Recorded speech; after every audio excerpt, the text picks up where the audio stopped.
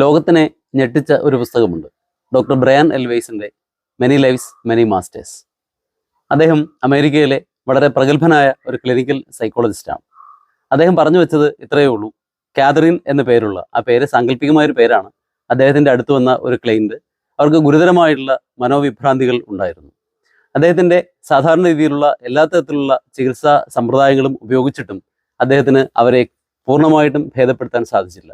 പക്ഷേ അദ്ദേഹം ഉപയോഗിച്ച റെട്രോ ഹിപ്നോസിസ് എന്ന് പറയുന്ന ഒരു മെത്തേഡ്, അതായത് നമ്മുടെ ഗർഭാവസ്ഥയിലുള്ള ആ അവസ്ഥയിൽ നിന്ന് പിറകിലേക്ക് നയിക്കുക എന്ന് പറയുന്ന ഒരു അതിവിചിത്രമായിട്ടുള്ള ഒരു സമ്പ്രദായം അദ്ദേഹം പ്രയോഗിച്ചു.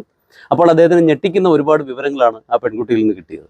അതായത് കഴിഞ്ഞ ജന്മത്തിൽ അവൾ ഒരു സൈനികൻ ആയിരുന്നു, പുരുഷനായിരുന്നു എന്നാണ്. അതുപോലെ തന്നെ അവളുടെ മുമ്പുള്ള ഒരുപാട് ജന്മങ്ങൾ അവൾ വെളിപ്പെടുത്തി. ഇതെല്ലാം ആദ്യം ഒരു ഹാലൂസിനേഷൻ ആണ് എന്നാണ് അദ്ദേഹം വിചാരിച്ചിരുന്നത്. പക്ഷേ പിൽക്കാലത്ത് അദ്ദേഹത്തിന് മനസ്സിലായി, തെളിവുകളോടുകൂടി അദ്ദേഹത്തിന് മനസ്സിലായി, ഈ പെൺകുട്ടി പല ജന്മങ്ങളിൽ, പല കാലഘട്ടങ്ങളിൽ, പല ആളുകളായി ഈ ഭൂമിയിൽ ജീവിച്ചിരുന്നു എന്നുള്ളത്.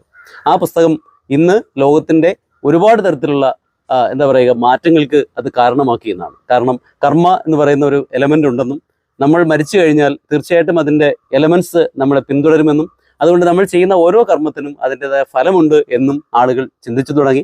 ഭാരതീയ വേദാന്തങ്ങൾ പറഞ്ഞിരുന്ന കർമ്മ തിയറി അല്ലെങ്കിൽ കർമ്മ സിദ്ധാന്തം ഇന്ന് കർമ്മ ഡൈനാമിക്സ് എന്നുള്ള പേരിൽ ലോകത്ത് മുഴുവൻ നിറഞ്ഞു നിൽക്കുന്നു. അപ്പോൾ നോക്കൂ, ഈ ജീവിതം ഒരു സാധ്യതയുടേതായ ജീവിതമാണ്. ഈ ജന്മം നിങ്ങളൊരു പാവപ്പെട്ടവനായിക്കോട്ടെ, അല്ലെങ്കിൽ നിങ്ങളൊരു എന്തെങ്കിലും തരത്തിലുള്ള ഒരു വൈകല്യമുള്ള ഒരാളായിക്കോട്ടെ, നിങ്ങൾ ഭയപ്പെടേണ്ട കാര്യമില്ല. തീർച്ചയായിട്ടും അടുത്തൊരു ജന്മത്തിൽ നിങ്ങൾക്ക് ഏറ്റവും മികച്ചൊരു വ്യക്തിയായിട്ട് മാറാനായിട്ട് സാധിക്കും. ഇങ്ങനെയുള്ള ധാരാളം വിഷയങ്ങൾ കൈകാര്യം ചെയ്യുന്ന ചാനലാണ് ESP പാരാനോർമൽ അതീന്ദ്രിയം. തീർച്ചയായിട്ടും സബ്സ്ക്രൈബ് ചെയ്യുക. Thank you so much.